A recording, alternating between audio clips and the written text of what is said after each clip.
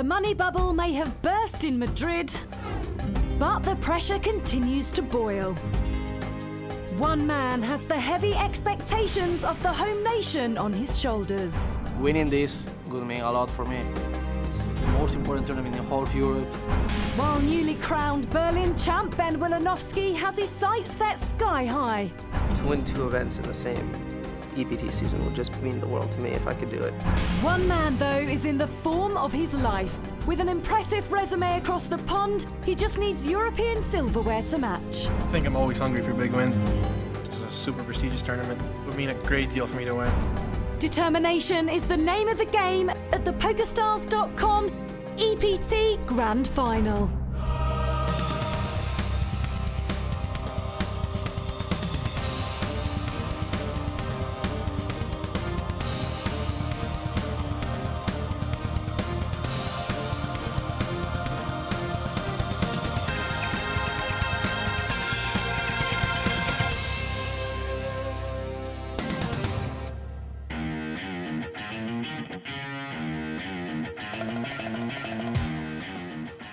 With all the hustle and bustle, it's good to take a few minutes to relax and enjoy the beauty of a city like Madrid.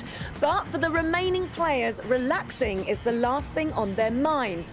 They want the title and the recognition of winning the most prestigious event in European poker. EPT Season 7 has seen over 8,000 players from all over the globe travel to Europe's finest cities and play for more than 40 million euros in prize money. The Grand Final always finishes the series with a flourish, and the 2011 event hasn't disappointed. 686 of the world's finest came to fight for the ultimate title of the season, and with a mouth-watering 1.5 million for first place, everyone's going for gold.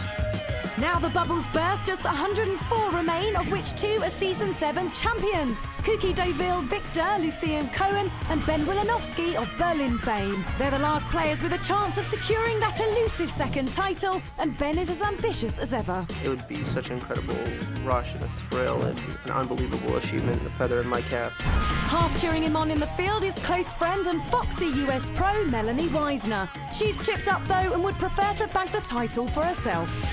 To me, having an EPT title would really be like one of the most incredible things in my career.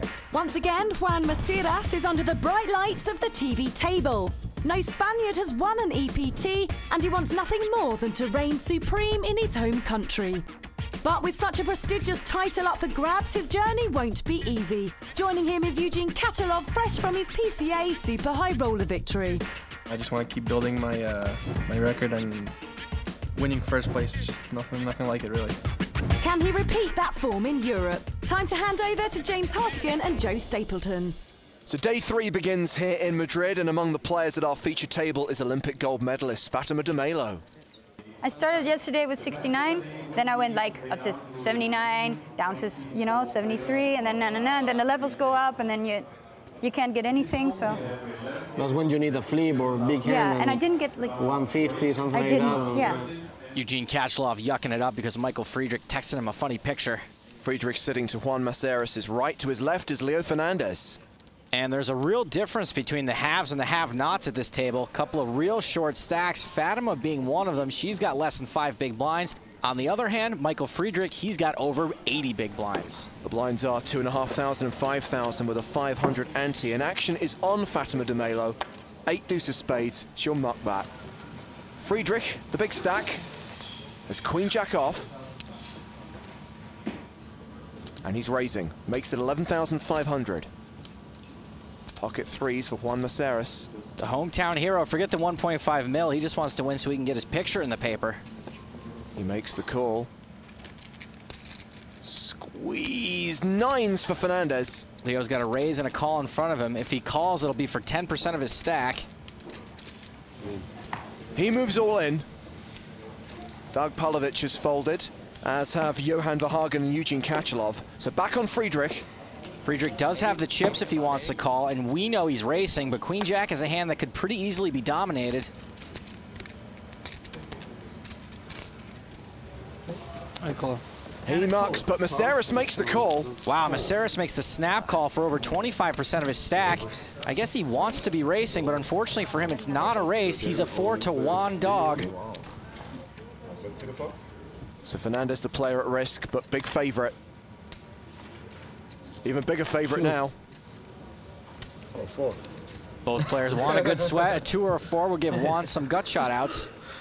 Instead, it's a 5. Now only a 3 will do it for Maceras. Leo Fernandez set for the double up, and he gets it. Surprised to see Maceras call off so much of his stack with just pocket 3s. Fernandez now up to 213,500. A good start to the day for him. A few other members of Team Pro are doing well. Alex Gomez chipping up nicely, looking for that Triple Crown title. Victor Ramden has close to 500,000 in chips. Alas, we have lost Raymond Wu. He is our 99th place finisher. But it looks like he's off to woo a lovely young woman. Well, just 3 ladies remain in the tournament. We've got Fatima on the feature table. Out on the field is Jean Liu, who came 3rd in San Remo this season. And 2-time ladies champion Melanie Weisner. She's among the big stacks, having been the chip leader for most of yesterday. Well, a good friend of Melanie's is EPT Berlin champion Ben Wilanowski. In search of his 2nd EPT title, he has Ruben Velasco all in and way behind. Velasco looking to spike a 4. The flop is King Jack 7. Wilanowski's 8s are still good. Very safe flop for 2 8s. Velasco can't even make a backdoor draw. 3 on the turn. Velasco drawing to 2 outs in the deck. A 4 and a 4 only. And it is a 4. He gets there, and right there, that's the classy way to suck out. Very understated. Wilanowski's either taking it well or he still hasn't realized what's happened. Ruben Velasco, the beneficiary of a 2-outer. Yet another reason for Wilanowski to wear those shades. Hide the tears. No need for him to be that sad. He is 8th in chips overall. But the 2 chip leaders are 2 Scandies, Christopher Thorsen with 701,000, and the young Norwegian, Ole Christian Nergard, with 726,000. And there he is, and he has got Lucien Cohen at risk. Oh good, he's got the big rat with him today. What is up with this guy, James? The fact that Thomas Kremser is watching him like a hawk tells you everything you need to know.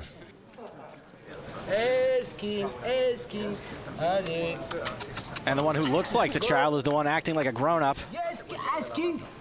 Oh, no. Not a good flop for Ace King. A queen would have Cohen drawing dead to hitting one of the 2 remaining 10s. No. And now the Deauville champion needs an ace or a king on the river. Yeah! He's hit the ace! And he's getting it quietly. Oh, Rookie! That guy won an EPT. Rookie! Yeah! Excuse me, I'm very happy. Nergard looks like he just got his Xbox taken away. Sit down with your rats. Cohen back up to 184,000. I kind of like him. Each to their own. Back at our feature table, action is on Michael Friedrich. Looking down at 6-3 of diamonds. Not going to play. Juan Maceras, Queen 7 of hearts, folds. How much? Do I need to count it out for you? More than a 5th of her stacks in the big blind. No, it would take too much time to count, so I pass as well. Well, Johan Verhagen has moved all in from the button with 4-3 off. He shoved for a grand total of 6 big blinds. He showed the camera, but I believe he shoved dark. Eugene still has to worry about Fatima's stack to act behind. Well, he calls, and Fatima moves all in. I mean, I have a monster. I mean, I haven't seen this in like 3 days. Fatima does have the best hand, and she's in a pretty good spot to triple up. I didn't see them. I didn't see them. Thank you. That was really hard. I had to pick my brain for that one. The flop is king high. Eugene Kachalov takes the lead. I didn't hit. He could eliminate 2 players here. It's going to be very tough for either of these players to catch up. long as Eugene can fade an ace, a tray, and a 4, he'll knock out 2 players at our feature table. He does it. Good luck, guys. Good luck. Good luck. Fatima waited to get it in good. Sweat Unfortunately, Eugene just outflopped her. Good luck, everyone. Good luck. So 15,000 euros for Johan Verhagen. And for Fatima de Melo, her 3rd consecutive cash this season on the European Poker Tour. And Eugene Kachalov is on the ascent, now sitting on 120,000.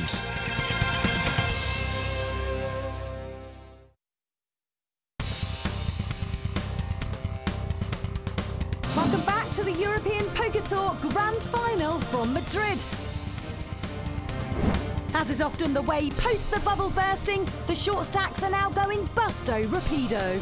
After the recent exits of Fatima de Melo and Joanne Liu, the young American pro Melanie Weisner is our last lady standing. Out in the field, we're on the verge of losing Ted Forrest. He's moved all in with 10s. He's been caught by William Reynolds with queens. Forrest, 4-1 underdog. He is behind and at risk. And there it is, boom, on the flop. Ted Forrest spikes a 10. Reynolds can still catch a queen or running straight cards to eliminate Forrest. Just a queen now. 2 outs for Forrest to fade. Will Reynolds silently invoking the poker gods. They disappoint him on this occasion, so Ted Forrest does get the double up. Not too much of a blow to William Reynolds' stack. Ted Forrest was super short when he shoved there. Also good to see Ted looking healthy in more ways than one. A year ago, he won a weight loss prop bet by losing 50 pounds in 2 months. He won $2 million from Mike Matusow. Well, let's return to our featured table. Well, we've been joined by 3 new players. We'll introduce them as the action moves around the table. There's one of them, Italy's Alessandro Limblici. He's not going to play. Eugene Kachalov has folded. This is Philippe Boucher from Canada. Marks the queen 5.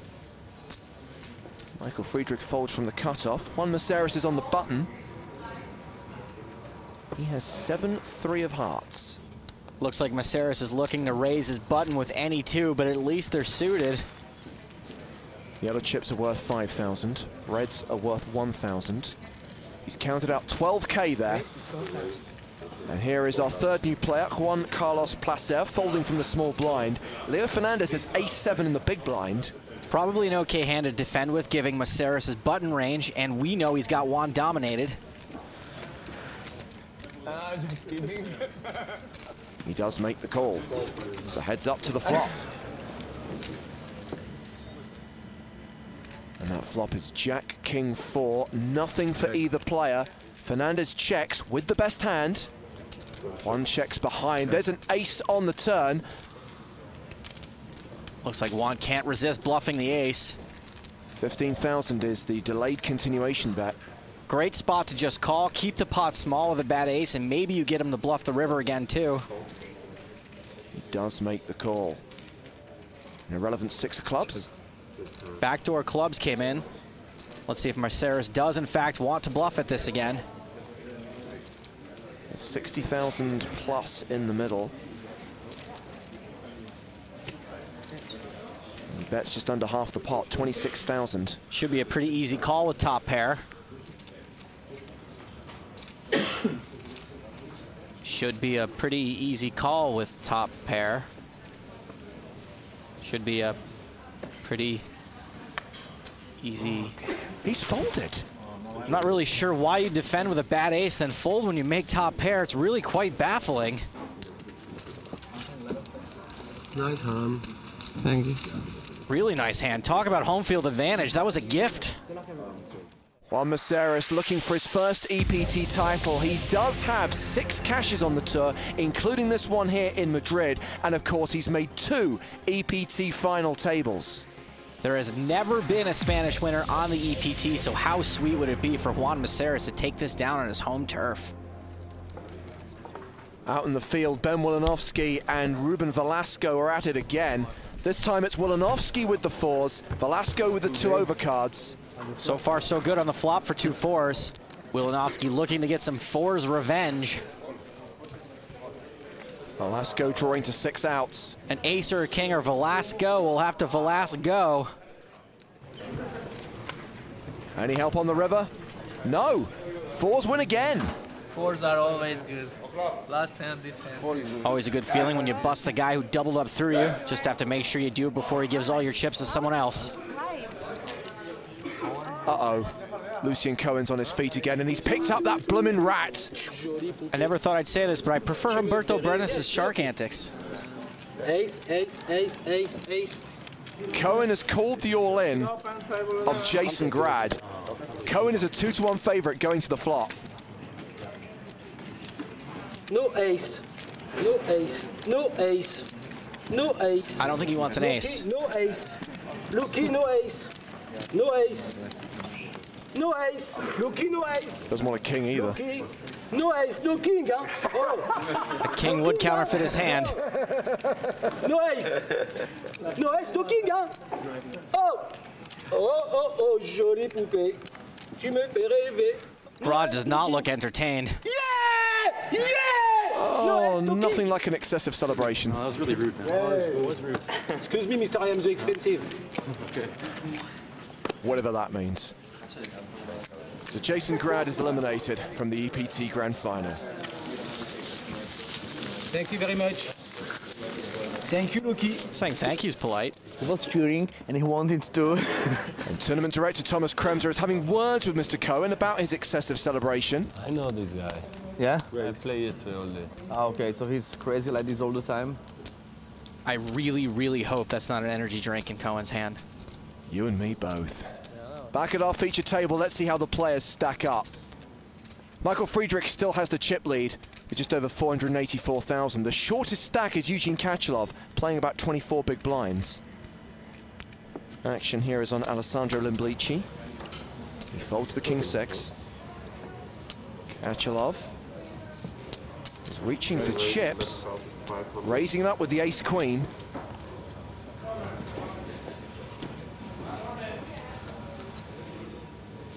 Friedrich with ace-10. The table chip leader is dominated. This could mean trouble. He is not counting out chips for a call. He is counting out chips for a raise. It's a 3-bet to 27,500. You can't blame a guy for calling with ace-10 in position, but Eugene raised from early, so I'm not sure I love the 3-bet. The blinds get out of the way, so it's back on Kachalov.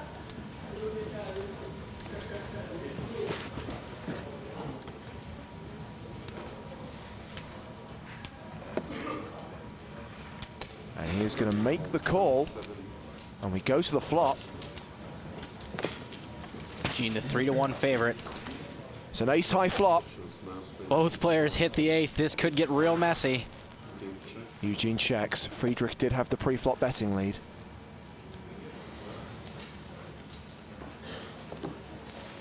It's a continuation bet and a bet for value. 16,500. Or so he thinks. Eugene's got top pair second kicker. No way he's folding. He doesn't have that much behind, remember. Raises it to 40,000. It's a pretty committing raise. Eugene's made a good read and a good raise. He can certainly get action from a worse ace. Friedrich bets enough to put Kachalov all in, and he insta-calls. Eugene was way too short to fold. And Kachalov just has to fade 10s. Friedrich doesn't hit on the turn, so will need to hit on the river. Anything but a 10, and Eugene will double up through our table chip leader. It's a 5, so Kachalov gets the double up. And please note how he doesn't feel the need to scream and holler. I'm gonna go ahead and get Eugene some celebration lessons from Lucien Cohen. He started the day with 70,000 in chips. Kachalov now up to over 255,000.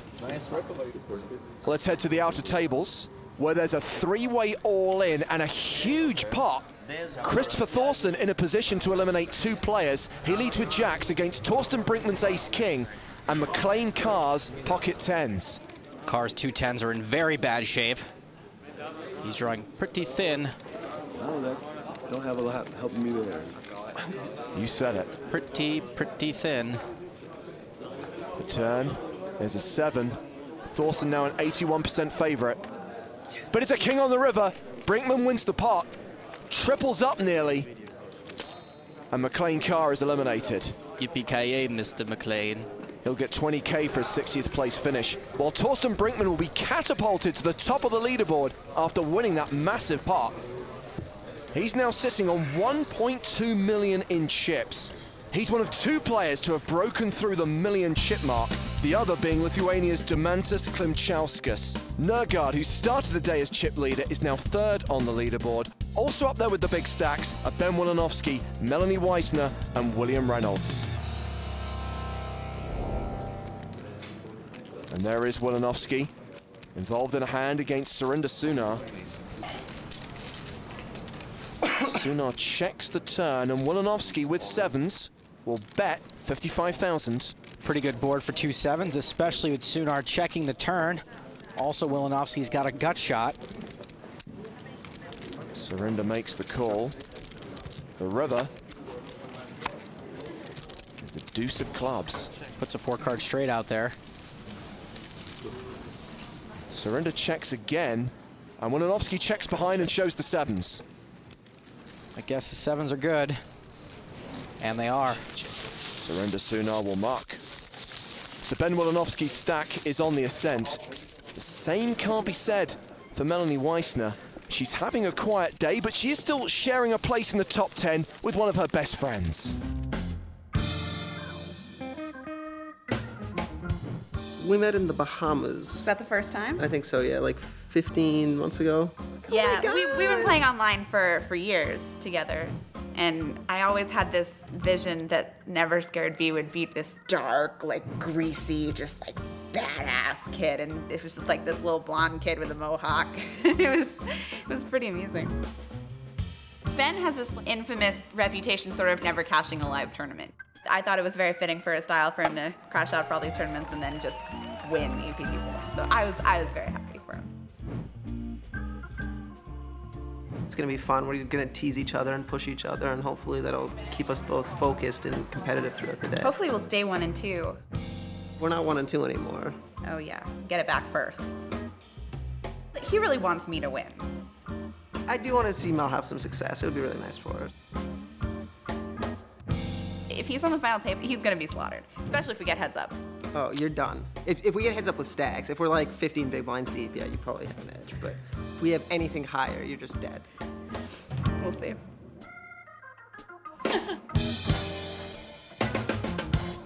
You know, a lot of people say they're just friends, but in their case, I totally believe them. I sense no chemistry whatsoever.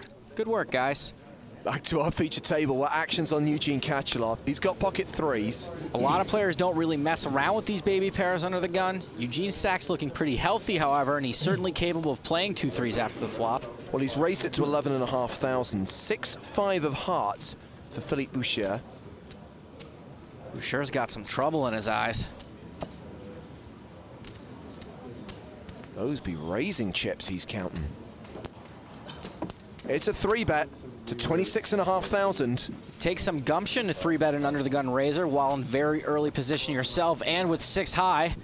Though technically if they got it all in, they'd be racing. It's been folded to Fernandez on the button. He'll throw the 9-10 away. Pavlovich gives up the small blind. Lemblici in the big will also pass. How much do you have behind? 130. How much? 130. 130 behind, right? Okay. Good question, Eugene. Bouchard really doesn't have the chip stack to be getting cute like this. He does have enough chips that he can still fold the flop, however, so maybe Eugene's thinking he can call and try to take him off his hand on the flop.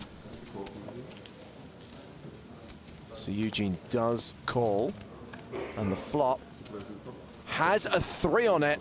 Plus it gives Boucher an up and down straight draw. Well, in all likelihood, Eugene may not feel he needs to take him off his hand now. Goes check, check. Ace of diamonds on the turn. The board didn't get any worse for Eugene's hand.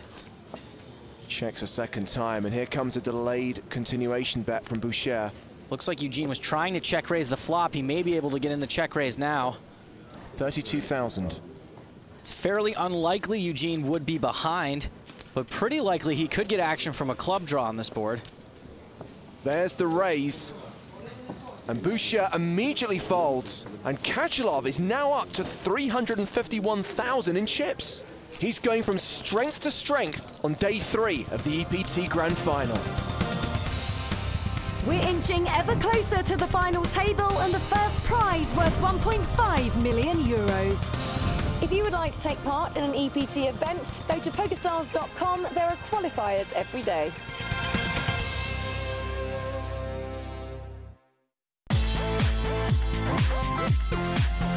Welcome back to the scorching Spanish capital for the grand final of the PokerStars.com European Poker Tour. Inside the Casino Gran Madrid, the remaining 59 players are hoping to run hot and make it even deeper into day 3. One man whose fortunes have really turned around is PCA Super High Roller champion Eugene Kachalov. He started the day short with just 13 big blinds, a double knockout and a myriad of excellent decisions later, and is chipped up to over 5 times that amount. Great performance so far from the Ukrainian pro. Well, you know what they say, James, chip in a chair, am I right? We've got action on the outer tables, a button raise from Alex Gomez to 21,000. Action's on former chip leader Oleg Christian Nergard in the big blind, and he's 3-bet to 41K. Gomez makes the call in position, and we go to the flop. We don't know what either player has. We do know that Nergard is wearing completely normal-sized headphones. Queen, Queen 6 with 2 hearts. Nergard had the pre-flop betting lead.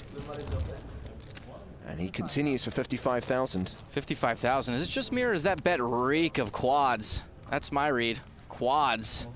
All right, I'm nothing without the whole cams. Gomez has shoved.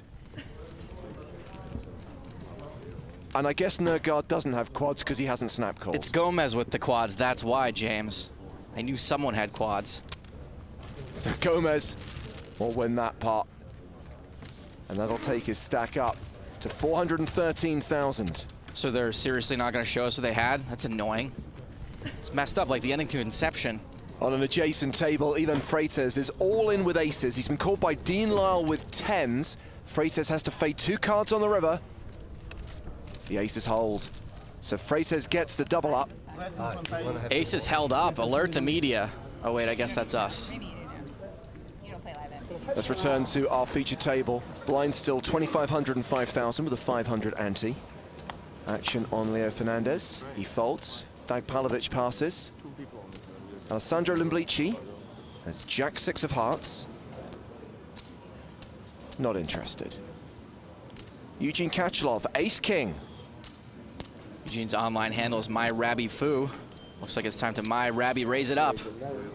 Makes it 11,500 from the cutoff. Ace 10 on the button for Philippe Boucher. And he shoves. Eugene ate Boucher's lunch last time. He's looking for revenge at the wrong time. Oh, 90? No, like 85. Yeah, oh, 90. Jeez, he was just being thorough. And to be honest, Juan, it's closer to 81. Trying to suck you in, that's why. Saris gives up the ace-7 in the big blind. Kachalov makes the call and puts Boucher at risk.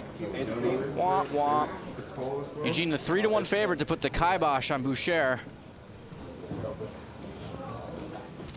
The flop is 8-9 queen.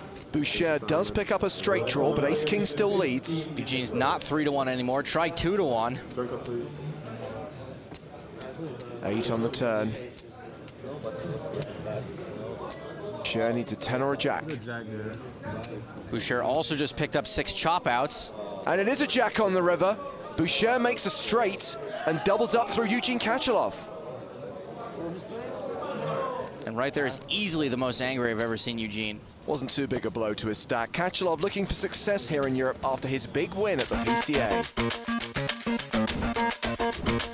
The Super High Roller was, like, you know, the biggest buy-in of, you know, at the time.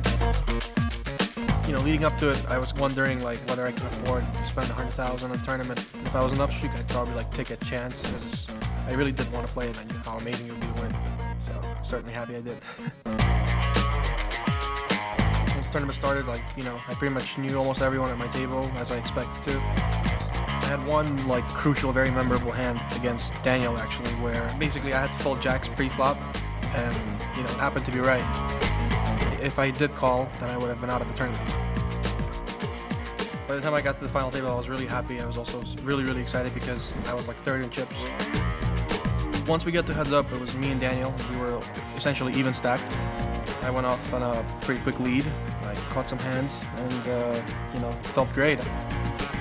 But the thing is, Daniel played really well, because even though I got him down to almost nothing, he basically stood strong, and he would go down, double up, go down, double up. And then I had to get a little lucky to finish him off. It felt incredible to win. It felt great beating Daniel heads up. So, you know, that was very important for me, and certainly something I'll never forget. I think I'm always hungry for big wins, and you know, I just want to keep building my my record, and so it means a great deal, and you know, feel great to win this tournament. Eugene is originally from Ukraine. So far today, his chips made a bunch of U-turns. He's been all over the place. From one high roller champion to another, Will Molson won the standard high roller event at the PCA, an event he'd finished second in the 2 previous years, but he won't be adding an EPT title to his resume. And Tobias Reinkemeyer won the high roller event at the Grand Final last year. He's all in here with 10-7 against Marco Leonzio's ace-queen. You're used to it. You see? That's all right. Maybe a misclick getting it all in with 10-7, but he did pair the 7. Yeah, flush draw. Tons of outs. Leonzio's retaken the lead. It's an exciting hand, right? Pair, then ace with a flush draw. That's how it's supposed to be. Internet flop. We like drama. 14 outs for Reinkemeyer. But he doesn't hit. Wasn't sure Leonzio was paying attention under those sunglasses. Turns out he was. And Reinkemeyer will be our 57th place finisher. He'll collect 20,000 euros. Well, let's catch up with yet another high roller winner. We could have a big confrontation here, because William Reynolds has just 4-bet Tim Finn. Love Tim Finn in Hangover 2. Finn has just shoved. 5-bet jam. And William Reynolds lets it go. He is still one of the top 10 stacks in the room. Well, over at this table, we have an all-in. Gregor Zachoki has pushed with 6s and been called by Alex Gomez with ace-7. They are racing. The Polish player's tournament life is on the line, and Gomez has taken the lead on the flop. Zachoki doesn't even flop a runner-runner draw. He's looking for a 6 and only a 6. Needs to hit on the river.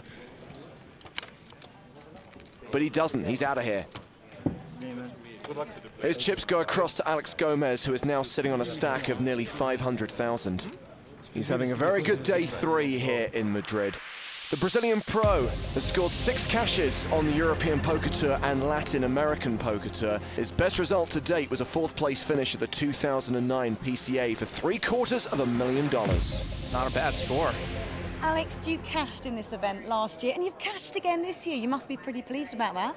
Yes, I'm pretty pumped to play this event. I started the day 3 with a really good stack. I was like over 400, and the average was 200. So it's better than last year, because last year I was like the average and that kind of stuff. It's a tough table right now, and I hope this year could be better. Well, you've got to beat 32nd. I think you can do it. Good luck. Gomez going for the win here in Madrid, which would see him become the 3rd player in poker history to secure the coveted Triple Crown. Blinds are up, 3,000, 6,000 with a 500 ante. Action at the feature table has been folded around to Alessandro Limblici. Not going to play the 7-10 suited. Kachelov on the button. I didn't see him look, though I wouldn't be surprised if he didn't. Unopened on the button is pretty much an auto raise. Queen deuce of spades. He raises it up to 13,500. Boucher mucks the ace deuce in the small blind. Decides not to get involved with his newly acquired double up. Michael Friedrich has 3-4 offsuit in the big blind. He hasn't insta-folded. In fact, he's kept his cards. 13-5. Looks like Friedrich has got it in mind to try to re-steal from a guy who's likely to outplay the pants off him in position. There is the 3-bet to 31.5K. Not a huge re-raise, and it's pretty rare to see these guys fold suited cards in position once they've got money in the pot.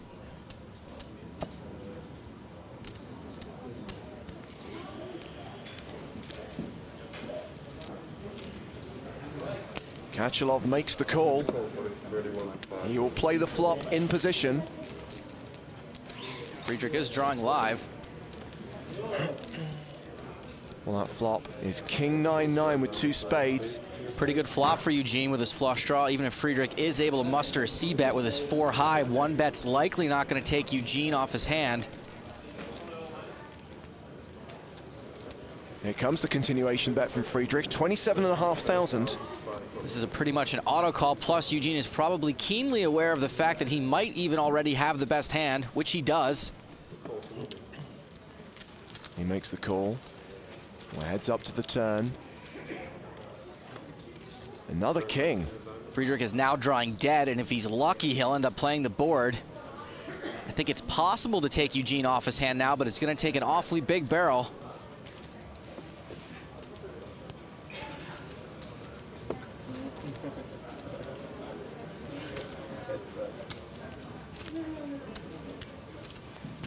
Looks like he is going to fire a second time, and he does. He makes it 38,500. I said it was going to take a big barrel. That bet's for less than a third of the pot. Plus, he threw it out there so defiantly. That can often be a weakness tell.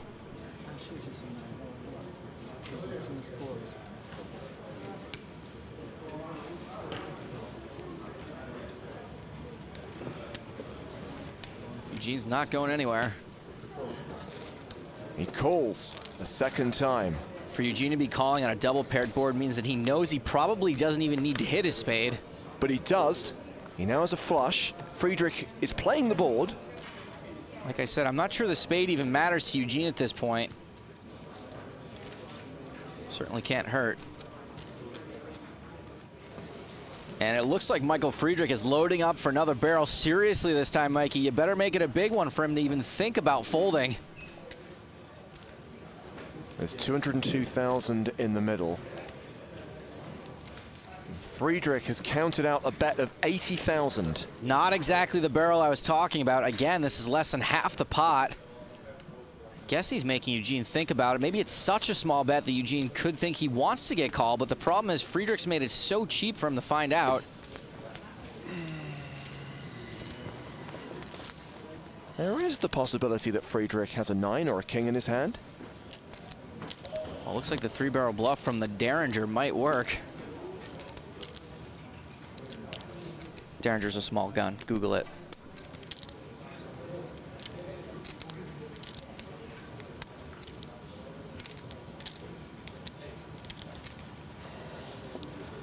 Kachelov makes the call.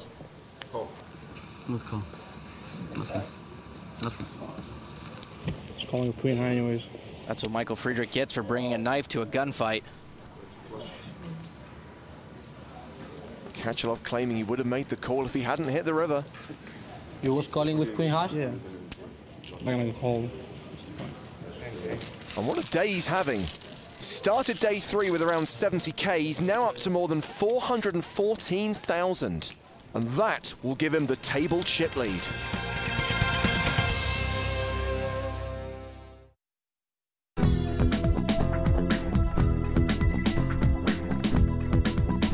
Welcome back to the PokerStars.com EPT Grand Final from Madrid. And out in the field, another big clash between William Reynolds and Tim Finn. This time, they've got the money in pre-flop. Reynolds has kings, Tim Finn way behind with 10s. Reynolds folded to the last all-in from Finn, probably hoping for a better spot, and now he's found one. The flop is ace, 7, queen. Reynolds still good, 87% favorite. Both have an equally unlikely shot of making a runner-runner gut shot. Ace of hearts on the turn. Bye-bye gut shot. Like me at the beginning of any night, Tim Finn is looking for a 10. And just like me at the end of the night, he ends up with a 5. And look at Bill Jam, totally happy he waited for a better spot. Now he knows, and knowing is half the battle. 430,000 for Reynolds as we return to our feature table here at the European Poker Tour Grand Final.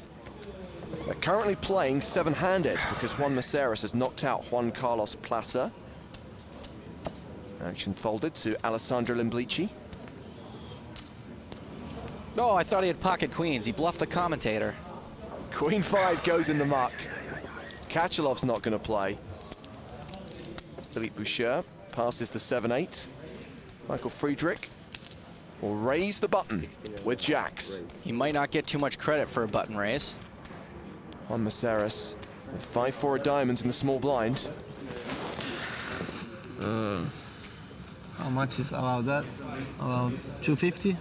260. 260?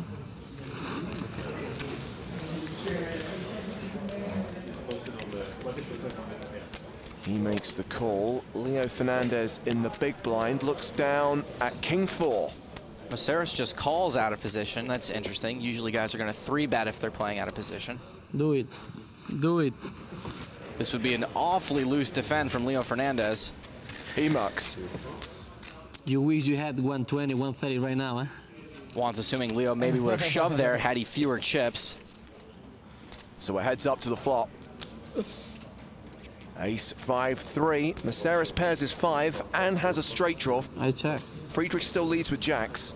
No one has a club, however. Friedrich can't love that flop, but he may not want to give a free card. He does bet. 21,500.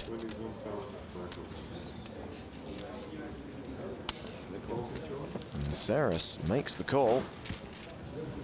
The turn is the 7 of diamonds. Maceras now with a double gut shot. I check. Double the gut shot, double the fun. He may consider those club outs to be dirty outs, however. Goes check, check on the turn. 3-barreling didn't work out so well for Friedrich last time, and I say if you don't have it in you to barrel big, might as well check. 2 of spades on the river gives Maceras the straight. Now he's going to bet out all of a sudden. Wants to make sure Friedrich can't check behind.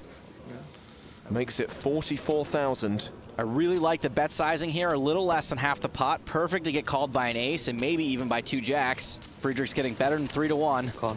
He makes the call. Maceras shows the straight. Now it's for 25% of Friedrich's remaining stack.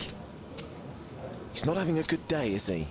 Not so far. Don't forget it.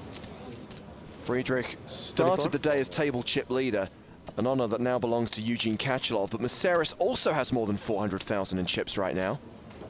Well, let's check in on Juan's adversary from yesterday, EPT Berlin champion Ben Wilanowski. He's played a few big pots against Surinder Sunar. Surrender surrenders. Once again, Ben wins chips off the Englishman. Going well on day 3 of the tournament. Ben's friend Melanie Weisner isn't having a particularly good day at the tables. In this hand, she's raised under the gun. Decision is on Ankush Mandavia in the big blind. And Mandavia will 3-bet to 49,500. 49,500. Melanie looking really frustrated. Doesn't look too happy to be facing that 3-bet. She's forced to fold, and the one-time tournament chip leader is no longer in the top 10. Cheer up, Melanie. Melanie needs some melatonin. Down to 303,000 in chips. Let's return to our feature table. Blinds are up to 4,000, 8,000 with a 500 ante. We are going to sweat with Eugene Kachelov here. We are only going to see his hole cards, and we'll play the hand from his perspective. All right, let's do this. New player at the table, Joseph Bacchus, sandwiched between Maceras and Fernandez. He's not interested. Leo folds. Hey, we're doing great so far. Doug Palovich has passed, so it's on Alessandro Limblici in the small blind. His range is probably going to be pretty wide, small to big. He's counting out chips for a raise. It's a raise to 19,000. King Jack for Kachelov. Sometimes you'll 3-bet this big to small, but it's a hand that could be dominated if you get 4-bet, and it flops pretty well, so it's not mandatory to get all crazy.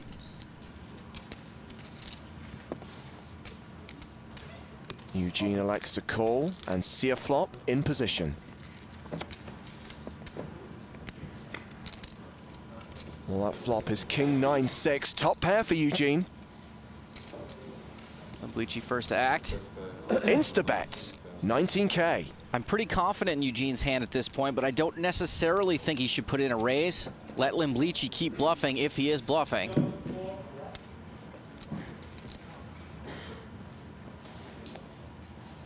Once again, Eugene will just call.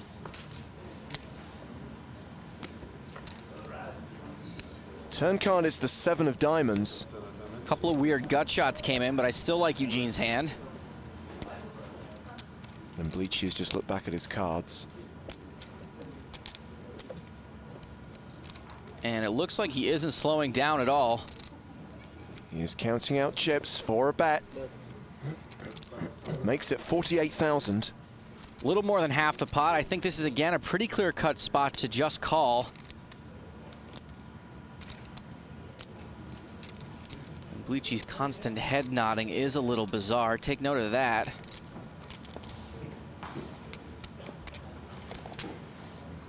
There is the call from Kachalov. The river is the queen of spades. Well, Eugene, river to flush draw, which really doesn't do him much good. I'm only. Limblici shoves the river. Yeah, that's a surprise to me, too. All right, well, he's polarized. Eugene's getting better than 2-1, but it's for more than a quarter of his stack. A couple gut shots came in. Jack 10 and 10-8 are both fairly likely if he's value betting. Then again, Eugene also called on 2 streets, making it fairly obvious that he had a king. So Limblici is either trying to bluff him off a king or get paid off by a king. I don't know what kind of player Limblici is, but I don't see him trying to run a bluff for his whole stack in this spot. The way Limblici insta-bet that flop, I'm going to put him on something like King 9. I think he's strong here. Well, Eugene's made the call. Limblici will show 9-6. He did have 2 pair. I did not see that coming. And Eugene's stack U-turns yet again. He lost over half his chips on that hand. Now he's got less than 30 big blinds. Eugene's a guy who always keeps his cool at the table, but I have a feeling we'd be bleeping a lot of that inner monologue right about now. His mouth is agape. Let's head out to the field where Lucien Cohen is stroking his lucky rat one more time. Lucien Cohen can be silently annoying as well. He's moved all in. Alex Gomez has folded. Hugo Lemaire has a pair of 8s. Lemaire's got 1% equity in this pot. He's made the call, and Cohen shows his jack. I mean, losing's bad, but losing to this guy. At least he's remaining silent. Stroking that big rubber rat.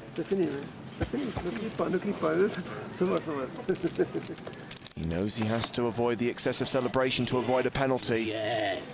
Oh, but he just can't help himself. Sure, Lemaire appreciates it. Words fail me. So Cohen doubles up to become a big stack. Oh, yeah. Excuse me, sir. As we reach the halfway point in day 3. Hugo Lemaire still in the top 10, along with Juan Maceras, Ben Wolinovsky, Ola Christian Nergard, and the current tournament chip leader, Torsten Brinkmann. Day 3 continues and the fight to make the final 24 and a chance at the title kicks into overdrive. Excitable Frenchman Lucien Cohen knows the sweet taste of victory, as does Ben Wolinovsky. Can anyone stop the Berlin champ? One man who'll try is Alex Gomez. An EPT title will give him the coveted Triple Crown. Gonna do it for sure. It's all to play for.